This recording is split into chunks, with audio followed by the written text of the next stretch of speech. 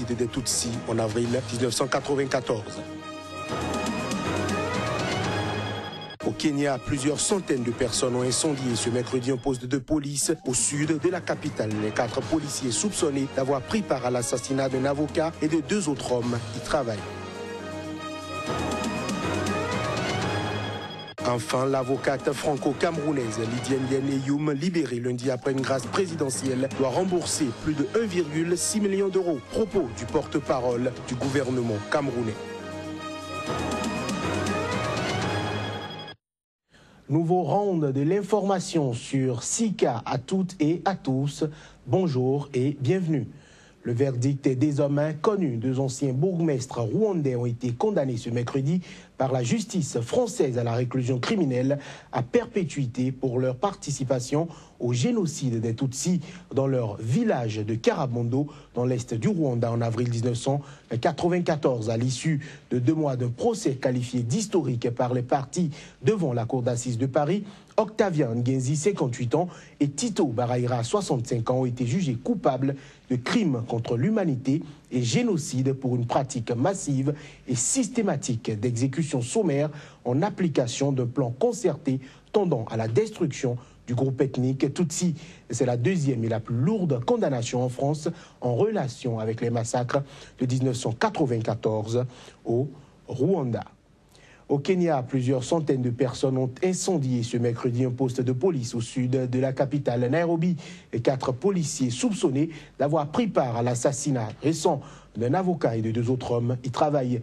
Les 4 policiers stationnés dans ce poste de police ont été récemment arrêtés en lien avec les assassinats de l'avocat Willy Kimani, de son client Josephat Mwenda et de leur chauffeur de taxi Joseph Mouirouri. Ces assassinats précédés de tortures ont suscité une vive émotion dans le pays et conduit le barreau kenyan à décréter une grève des prétoires d'1 semaine. Les 3 victimes avaient disparu le 23 juin après une audience au tribunal de Makovo dans la banlieue de Nairobi. Leurs corps mutilés avaient été retrouvés jeudi et vendredi dans la rivière Oldonyo Sabouk au sud-est de la capitale. Au Zimbabwe, la police a dispersé toujours ce mercredi avec des tirs de semonces et des gaz lacrymogènes des manifestants qui observaient une grève générale, un mouvement de défiance inhabituel contre le président Robert Mugabe. Cette grève, qui s'inscrit dans une série de récentes manifestations, est une première au Zimbabwe depuis 1998, quand des protestations contre le prix du pain avaient dégénéré dans les banlieues d'Harare. Ce mercredi, des manifestants ont brûlé des pneus et bloqué des rues. À l'inverse, dans le centre-ville habituellement grouillant de monde, la circulation était fluide et les élèves ont dû rentrer chez eux, faute d'enseignants. À Bulawayo, dans le sud, 2e ville du pays et bastion de l'opposition, les magasins, les banques et même des tribunaux étaient fermés, tandis que les transports en commun étaient paralysés. Ce débrayage général à l'appel de plusieurs syndicats et organisations de la société civile fait suite à plusieurs jours de manifestations dans tout le pays. Parlons à présent de la République démocratique du Congo, où le rassemblement des forces issues du conclave de Bruxelles a tenu sa première conférence de presse à Kinshasa, regroupant plusieurs partis de l'opposition et de la société civile. Ce rassemblement des forces politiques et sociales annonce la tenue d'une journée de mobilisation pour le 31 juillet afin de faire respecter la Constitution en vue de la présidentielle à venir. Reportage Yeyet Mavinga. La constitution du pays ne peut être violée.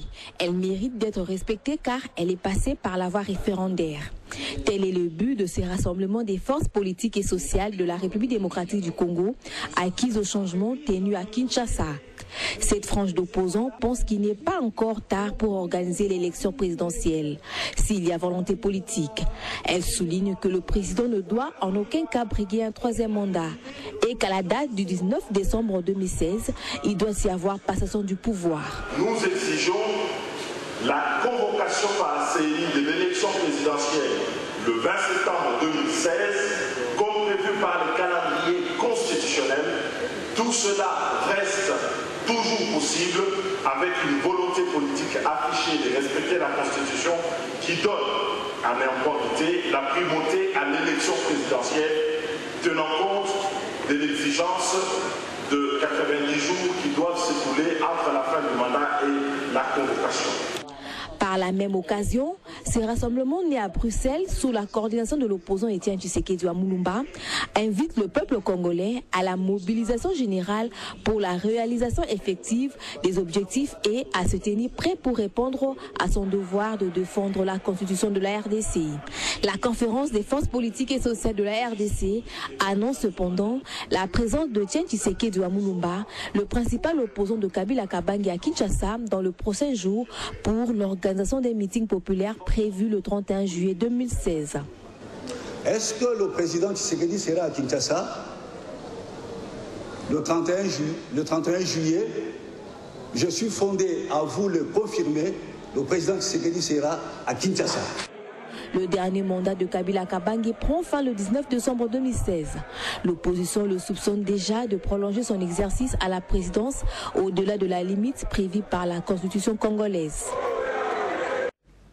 Je l'annonçais en titre, l'avocate franco-camerounaise Lydienne Yeneyoum, libérée lundi après une grâce présidentielle, doit rembourser plus de 1,6 million d'euros au Cameroun qu'il avait condamné pour détournement de fonds. C'est ce qu'a indiqué le gouvernement sur fond d'accusation d'une ingérence française dans sa libération. La grâce ne concerne que la privation de liberté. Tout ce qu'elle doit à l'État camerounais, elle doit le payer, c'est-à-dire 1077 milliards de francs CFA, plus les dépenses, soit plus de 1,6 million d'euros.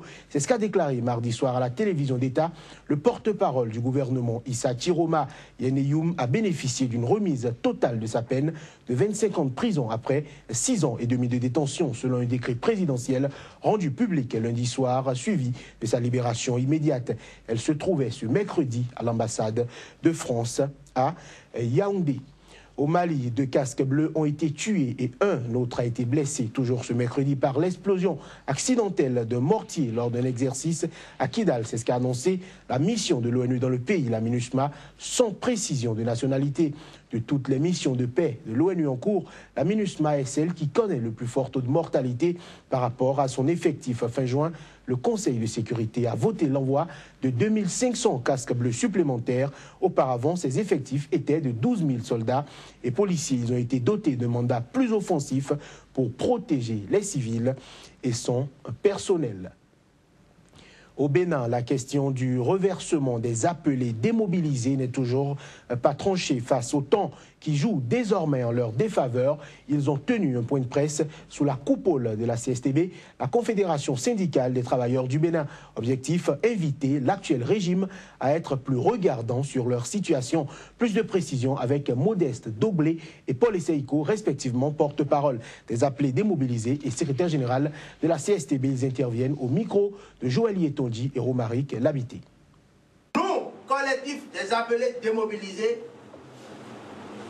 exigeons le dédommagement sans délai des familles des victimes du service militaire d'intérêt national, le reversement immédiat et sans condition des appelés démobilisés du secteur du service militaire avec rappel de salaire et le paiement sans délai des primes de démobilisation. Nous avons chassé Lionel Zissou. Ce n'est pas pour voir ce que nos yeux sont en train de voir là, qu'il fasse rayer la justice. Et parmi la justice qu'il y a à faire rayer, il faut recruter les gens qui ont été recrutés, service militaire, qui ont été formés et qui sont des enseignants et qui ont les diplômes qu'il faut et qui sont sur le terrain. Il faut les recruter. Les gens sont là pour nous empêcher. Notre Dieu nous donne sûrement la victoire. La victoire. Mes frères, marchons dans la justice. Marchons dans la justice. Marchons dans la justice. On reste donc au Bénin où l'Aïd el-Fitr, la fête musulmane marquant la rupture du jeûne du mois de Ramadan, a été célébrée dans la journée d'hier, une commémoration placée dans l'ensemble sous le double signe de la fraternité et du pardon, avec une pensée pour les milliers de personnes en difficulté dans le monde du fait de leur appartenance religieuse. Le prêche à part endroit était ponctué de moments de recueillement en rappel à l'attentat suicide sans précédent perpétré lundi soir devant la mosquée du prophète à Médine et ayant coûté la vie à 4 gardes de sécurité. Réaction de quelques imams juste après le prêche Abdul Jalili Yessoufou et Boukari Malik Moutawakil interviennent sur des propos recueillis par Joël Yetondi et Romaric Labité. Une bonne fête de Ramadan à tous les musulmans du Bénin et ceux du monde entier, ceux qui ont fêté aujourd'hui et ceux qui ont fêté hier. C'était des moments vraiment de grâce, de convivialité, de fraternité, un ensemble d'acquis au cours de ce mois que nous souhaitons pérenniser dans les jours à venir. Il ne faut pas dire Dieu pardonne-moi, il te pardonne. Tu sais que dans ce mois, il a une seule nuit qui s'appelle la nuit du destin, qui à elle seule vous donne la récompense de celui qui a adoré Dieu pendant 83 ans, 4 mois. Mon frère, et ça finit directement. On te voit dans des bistrots, on te voit dans... C'est pourquoi le prophète alayhi salatu wassalam nous a donné la ceinture de sécurisation pour 6 jours. Donc après le Ramadan, dès demain, celui qui veut sécuriser son jeûne doit jeûner encore 6 jours. C'est la joie dans les familles, dans les lieux de prière. C'est un jour de solidarité, d'amour. On salue celui qui ne te salue pas. On donne à celui qui ne te donne pas. On s'approche de celui qui te fuit. Pour que l'amour, la cohésion et l'unité régnent. On parle toujours religion, c'est la place de la nation ce mercredi matin à Ouagadougou, qui était le lieu de convergence des fidèles musulmans pour la grande prière de l'Aïd el-Fitr qui marque la fin du mois de jeûne du Ramadan au Burkina Faso. Les musulmans ont prié pour la paix et la concorde, une prière dirigée par le grand imam de Ouagadougou en présence d'une délégation de l'Église catholique. Des précisions avec Claude Ramba. Ils sont venus de partout pour participer à la prière. La place de la nation était bondée de fidèles. Sous la houlette du grand imam de Ouagadougou, El Hadj Aboubakar Sama, les fidèles ont sacrifié aux 3 rakats de la prière. Après 30 jours de jeûne et de privation, le ramadan est une période de dévotion pour les musulmans. Le grand imam, dans son message du jour, a invité les croyants à consolider leur foi en Allah et à travailler pour la paix au Burkina Faso. Dans un contexte national marqué par les attaques djihadistes, des agissements aux antipodes des prescriptions coraniques, l'imam prône le rapprochement à Dieu, donc l'amour du prochain, matérialisé également par la tolérance religieuse. Pour cette prière de l'Aïd el-Fitr, une délégation de l'Église, conduite par l'archevêque de Ouagadougou, est venue traduire tout son soutien aux frères musulmans. Et le pape lui-même, dans son message adressé à tous les musulmans du monde entier, met l'accent sur la miséricorde. Alors, chrétiens et musulmans, comme il le dit lui-même, nous sommes bénéficiaires de la miséricorde de Dieu et en même temps, ensemble, nous devons être les instruments, les artisans de la miséricorde de Dieu pour un monde plus beau, un monde plus digne de Dieu. Selon le grand imam de Ouagadougou, la fête de l'Aïd el-Fitr est un grand moment de partage. Après la prière donc, il est recommandé d'organiser des festins et d'inviter tout le monde à la table. Il est aussi recommandé de rendre visite aux parents et amis, mais également de faire la zakat aux pauvres. Voilà qui met un terme à cette édition que nous vous remercions d'avoir suivi. Agréable journée à chacun et à tous.